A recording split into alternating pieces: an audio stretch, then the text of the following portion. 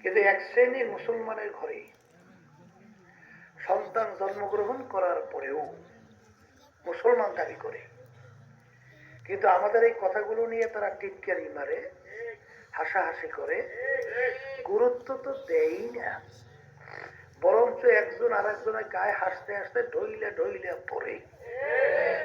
আছে না ভাই? এর কারণ কি?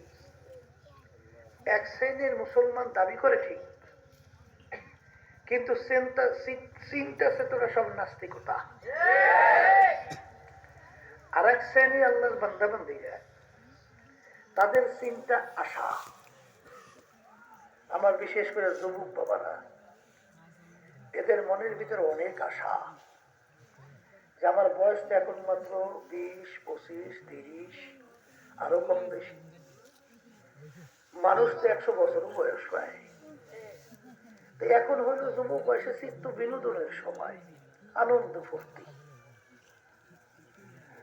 এখনো যদি তওবা করে ঠিক সুবিধার বেশি হয়ে যায়, তাহলে পরে কাটবার পরে এক সময় তওবা করিয়া ঠিক আল্লাহর হুকুম নবীর তরিকা অনুযায়ী চলবো। এরকম এক শ্রেণী যুবকের চিন্তা আছে না?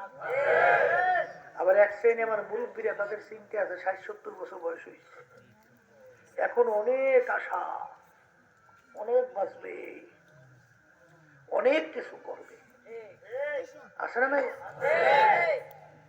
এদেরকে আল্লাহ রাব্বুল আলামিন স্মরণ করে দেওয়ার জন্য বলছেন, আল্লাকুমুত তাকাসুর হাত্তা যুরতুমুল